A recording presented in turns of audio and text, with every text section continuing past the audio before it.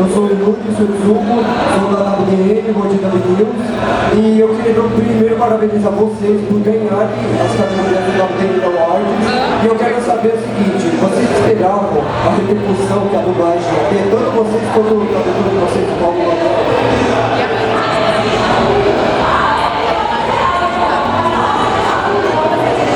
Oi gente, tudo bom? Muito boa tarde. É um prazer a gente estar aqui com vocês. Então, enquanto a coisa da repercussão, eu gosto muito de anime, vejo anime desde criança. Eu sabia que ou ia ser uma coisa de muito sucesso, imaginável, né? Que sabia a gente nunca sabe. Ou ia ser muito fora da curva e a galera não ia curtir, porque é um anime muito ousado, né? Ele tem diversas coisas diferentes do padrão. E eu acho que eu tentei captar isso para a nossa versão brasileira, né? Eu, além de dar a voz ao Ocarona, também sou diretor de dublagem da série. Então procurei que a gente pudesse transmitir isso, né? Fazer alguma coisinha fora da caixinha. Tanto com os memes, a comédia, as cenas de ação, né? E o improviso, que a gente deixa tudo muito vivo dentro de estúdio, né? Eu acho que é o que dá essa coisa do sucesso da dublagem que o Danadão está tomando também. Beleza? Boa tarde, Dona Emanuel, canal Emanuel Television. Vocês vão contar para vocês a respeito não só da questão da ficção, mas o que essa obra causou de impacto na vida de vocês? O que esse projeto causou devido a essa loucura que é o Danadão? Oi. Ah, não sei não. Não, o Igor tá de olho. Eu não conheci o universo de Dandadan quando o Renan me chamou pra fazer a área. Eu fiquei encantada, porque eu amo essas temáticas de aliens e espíritos e coisas. Eu acho muito divertido. Eu acho que eles conseguiram integrar muito bem os dois mundos de uma maneira muito maneira. E aproveitando a outra pergunta, eu acho que o Renan, a liberdade que ele dá pra gente no estúdio, da gente criar o texto e se jogar, e o que a gente pode botar ali que vai ficar bem parecido com você, sabe? Eu acho a visão do Renan no desenho foi incrível, foi a cereja do bolo ali.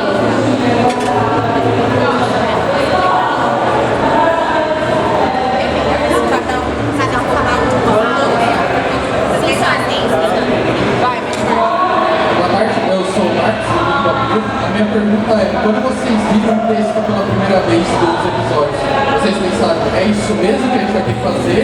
É essa loucura? Ou vocês falaram, não, pegadinha, é zoeira? Oi gente, tudo bem? É um prazer imenso estar aqui com vocês. Então, realmente pra mim foi muito chocante, porque eu sou uma pessoa mais assim, calma, tranquila, e aí quando eu cheguei... Fofinha, muito kawaii. E aí quando eu vi o texto, eu falei, meu Deus do céu, eu vou ter que fazer essas loucuras todas. E realmente foi uma surpresa. E além do texto, a gente fez várias adaptações também. A gente deixou mais intenso ainda ele, né? Então foi realmente uma surpresa e o público amou, né? Porque eu acho que caracterizou muito o desenho. O desenho pede isso. Então foi muito bacana.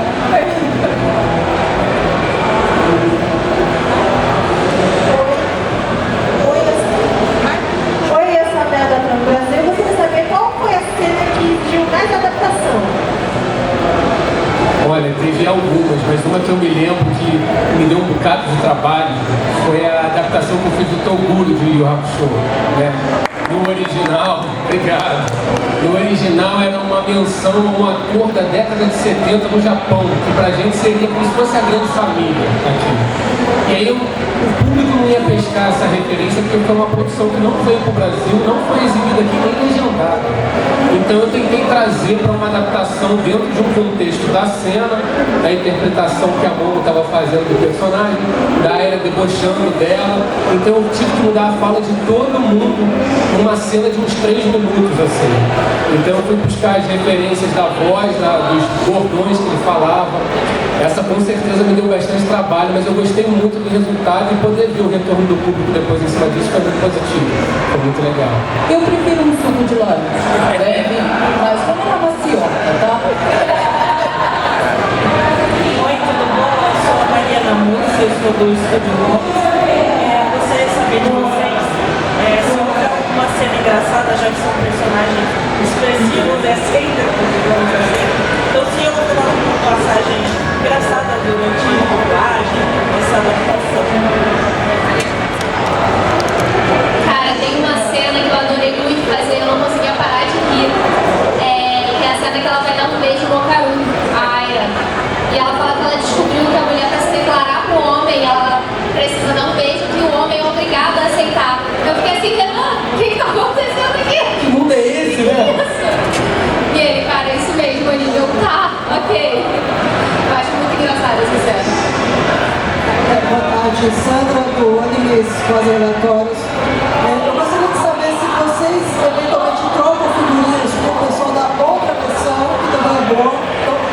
de vocês, do pessoal da autodublagem, especialmente para a Amanda.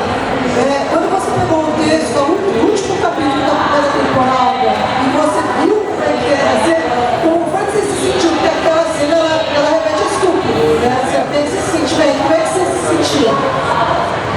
Pois eu fiquei um pouco tensa, eu falei, meu Deus do céu, será que vai ficar alguma coisa muito explícita ali? Mas mais do que com os aliens no primeiro episódio? Foi explícito, pare duro.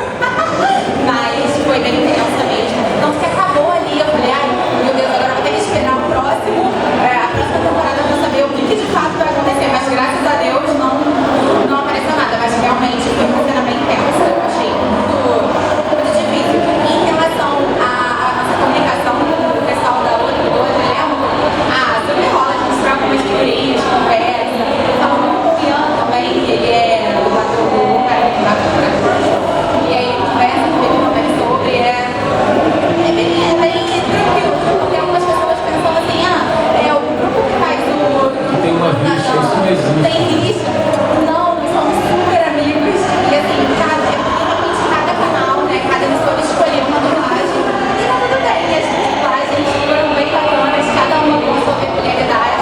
Então acho muito importante, assim, essa troca, essa conversa, assim, fora de estúdio mesmo da gente. Obrigada. Gente, só para reforçar, vocês perceberam que o papo aqui atrás começou. Vocês estão vendo que está ficando cada vez mais difícil a gente se ouvir.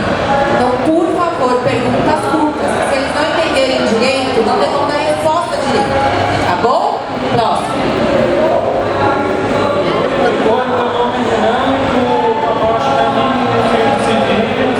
Eu queria fazer uma pergunta. Na dublagem, tem alguma parte que vocês acharam que ia estar ruim? Que ia ser algum problema? Porque hoje em dia qualquer coisa é polêmica, principalmente as vezes da dublagem. Vocês entenderam? Então ouvi. Ter problema não, porque quando chegou a produção eu pedi uma reunião com a Netflix e o estúdio, porque eu sabia que ia ser temas muito pesados, porque eu leio lá também, né? E na obra original isso já tem presente. Então o cuidado que a gente toma é na coisa de ser muito fora da curva ou acabar tendo alguma coisa que seja muito invasiva ou que você acabe sendo preconceituoso, né? Ou algo do tipo. Por exemplo, o Alien nordestino, né, o beligerante, foi uma versão que a gente criou para homenagear o público brasileiro, porque a minha ideia era que o Alien observasse a humanidade e se inspirasse nela para se comunicar. E foi isso que eu pedi para o Reginaldo fazer. Então, graças a Deus, não teve nada que nos trouxe problema nenhum. Agora, a obra ela é muito pesada. Se a gente for ver sem a comédia, o que eu tento fazer é amenizar com a comédia, né? Eu falei do texto vem escrita a primeira coisa engraçada, vem ser piano, que é a raça dele, né? E a gente acabou, o Reginaldo Primo achou que era sergipano. E aí nasceu uma coisinha meio ali, entendeu? Um negocinho que deu certo demais. E aí a gente riu muito, brincou, e eu falei, cara, vai ficar. Agora é isso, né? Porque no nosso texto vem com nomes diferentes do que vem pra vocês, né? Às vezes o personagem ainda não tá batizado com o nome próprio. Às vezes vem um nome temporário e depois é que ele revela o nome e tudo mais. Então vinha assim no começo. Boa tarde.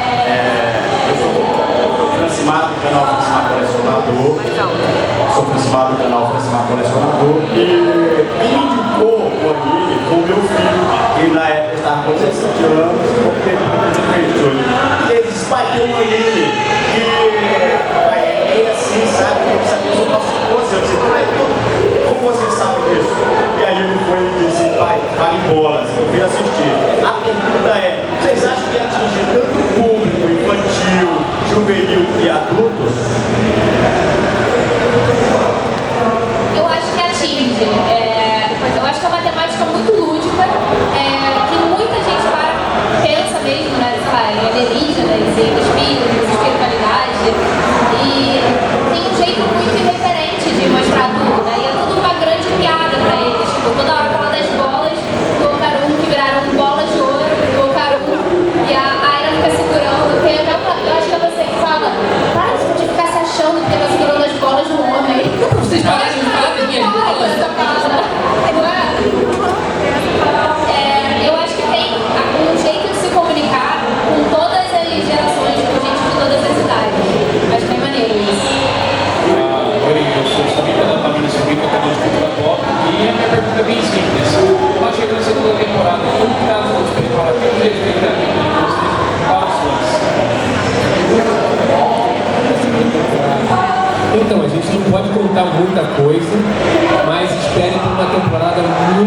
emocionante.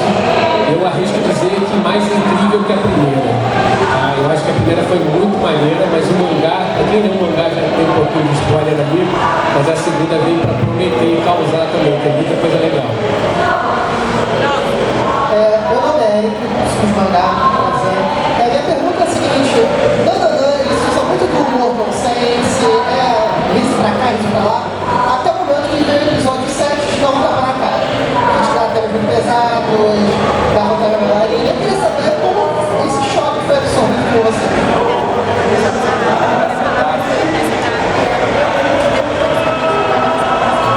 Cara, eu achei muito lindo aquele arco da Sadako. O Renan, antes de entrar no estúdio, ele já, eu acho que você já tinha me falado quando eu comecei a dublar o anime sobre Você ia esse começar uma arco. pegada diferente, que era muito por aqui. Aí ele foi me explicando, aí eu fui conhecendo a Aira, fui entendendo o tipo de narcisista que ela é, me apaixonando. Quando veio aquele arco, eu fiquei assim, cara, que coisa linda. Eu acho uma história assim, profunda. Eu acho muito bonita. Assim, muito bonita, triste, mas muito bonita. Uma coisa legal que a gente fez foi que a gente mudou o final dela se despedindo dela, lembra? Não lembro. A gente botou uma coisa do eu te amo, dela poder fazer a passagem em paz. Então a gente ainda conseguiu trazer um linguajar mais emotivo, como se fosse a filha se despedindo de uma mãe. E foi muito emocionante. Quando a primeira gravou, quase todo mundo se debulhando em lágrimas. E foi muito bonito aquele momento. Foi muito especial. Então, o que eu ia falar quando eu assisti, porque durante as gravações eu só vejo as cenas que eu dublo. Então, quando eu assisti a cena depois, quando eu fui assistir a série, gente, eu chorei muito. Sério, realmente é muito impactante, é muito forte. Bom dia, meu nome é Jorge, podcast canal Misfit. Seguinte, queria saber de vocês, as reações de vocês, assim que vocês receberam os scripts e tudo mais relacionado ao anime, para poder trabalhar com isso, porque todo mundo sabe que isso daqui é completamente fora de série. Já foi essa? Vocês já responderam, né? Responderam que você chegava. Que precisou de um aval do cliente, né? Eu pedi liberdade criativa e graças a Deus eles me deram. Então eu tenho autonomia para fazer as minhas loucuras, eu tenho essa mente meio dodói, então por isso que nascem essas coisas aí no Dodói. Primeiro, eu queria saber da Ana Clara, se você escolher o principal desafio para oferecer o meu trabalho para mim, qual seria esse desafio?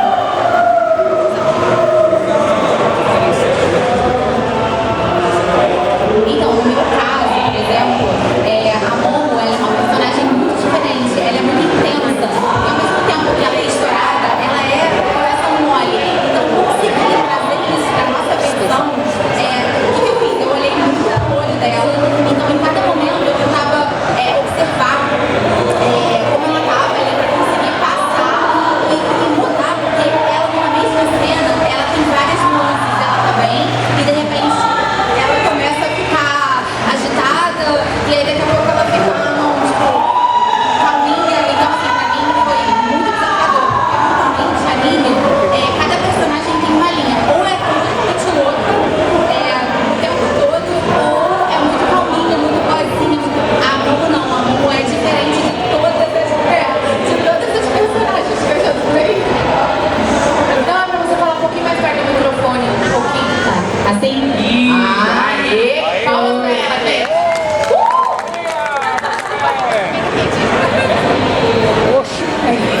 Gente, quem mais tem pergunta? Uma parte. Do reino do céu.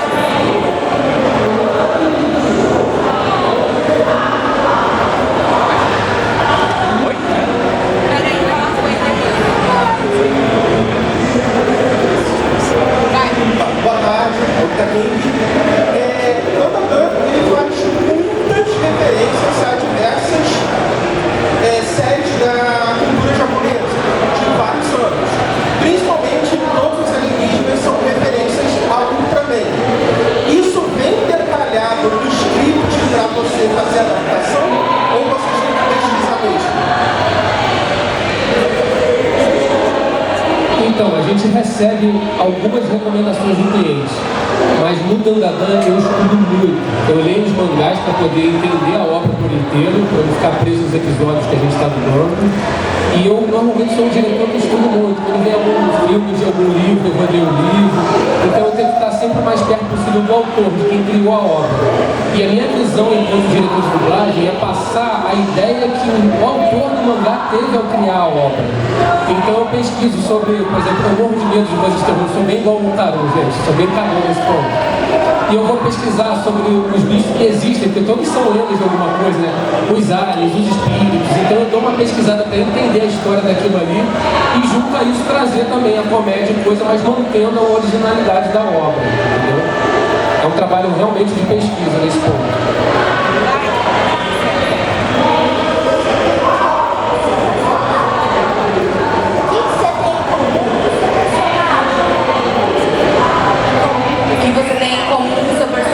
Pode falar um pouquinho, né? Eu tenho um modo medroso. Eu morro de filme de terror, por exemplo. Morro de medo de filme de terror, né? Então, algumas coisinhas do Caru assim. Ai, meu Deus, tô morrendo de medo. Eu tenho um negocinho desse de vez em quando. Eu tenho a questão dos espíritos. Eu acredito, morro de medo, mas acredito também igual a bom. Eu acho que eu não consigo ser narcisista igual a Aira, mas eu tenho o pensamento delirante igual o dela. Às vezes eu caio nos delírios que eu fico assim, meu Deus, Aira, sai de mim. Eu queria fazer uma. O que impacta? Como é a sensação de vir num evento desse, participar de painéis, de coletivas e ver o trabalho de vocês sendo reconhecido? Porque eu acho que vocês são a primeira geração de dubladores que tem esse reconhecimento e essa interação com o público, seja por conta das redes sociais ou por conta da existência de eventos como esse. Eu queria saber como é que impacta a carreira também. Eu acho muito maneiro, pra quem não sabe, meu pai é o Manolo Rey, ele também é um mega dublador e eu acompanhei ele desde criança nesses eventos. Eu acho que a gente já foi em Anime Friends quando eu era criança, já fui com ele a vários. Então assim, pra mim estar aqui dando entrevista é um sonho realizado. Eu sempre almejei participar de uma coisa assim, eu acho muito legal. É exatamente isso que ela falou. A gente está na dublagem desde pequenininha, a gente já fez vários papéis bem legais, mas a repercussão que teve o Dandadan, sei lá, é uma coisa tão emocionante, então dá aquele quentinho no coração e esse carinho dos fãs, esses convites que a gente recebe por estar, por exemplo, no Anime Friends da vida, que é um dos maiores animes, eventos de anime. Então, assim, realmente é gratificante demais e uma sensação de quentinho no coração. Olha, pra mim é muito especial. Eu sou um otaku desde criancinha, eu sou um de vocês. Eu entrei na dublagem por causa do Wendel Bezerra, conhecendo o Wendel em um evento lá no Rio de Janeiro. Então, pra mim, com certeza, passa um filminho na cabeça quando eu tô podendo dar uma palestra, podendo participar de algum evento de anime. E aí vem o lado profissional também, além do lado Renan pessoal, de eu poder ver a versão brasileira que a gente criou, né, que a gente está fazendo, dublando, tanto interpretando, quanto também na parte de direção. Eu acho que a gente alcançou uma coisa muito diferente pra gente. Normalmente a gente ganha o reconhecimento do nosso trabalho quando a obra faz muito sucesso e aí o nosso trabalho meio que vai junto. E o Dandadan, eu recebo muita mensagem dizendo que eu não vi anime, mas comecei a ver por causa da dublagem. A dublagem de vocês é maravilhosa. Então é muito gratificante para mim, enquanto diretor, saber que a gente alcançou esse nível de fazer as pessoas conhecerem essa obra tão incrível que é Dandadan, graças ao nosso trabalho. Então é muito emocionante. Fico muito feliz mesmo, é muito especial estar aqui. Tá?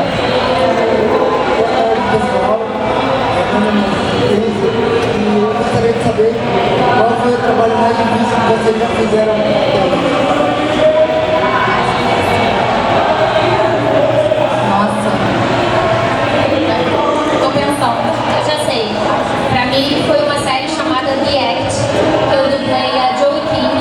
Era uma série sobre aquela menina Gypsy Rose.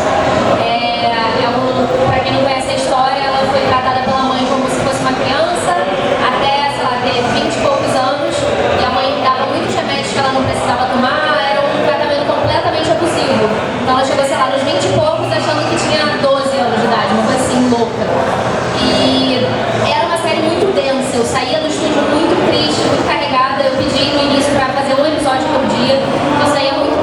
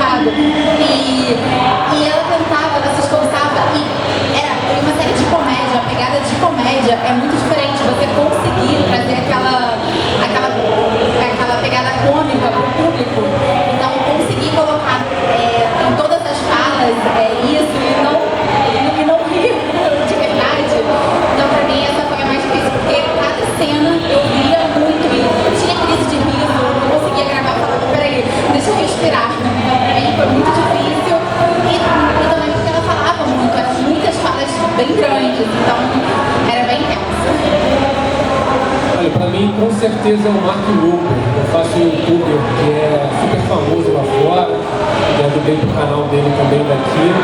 Eu adoro gravar ele, mas é muito difícil ter aquele corte de YouTube, né, que o cara erra e entra outro take.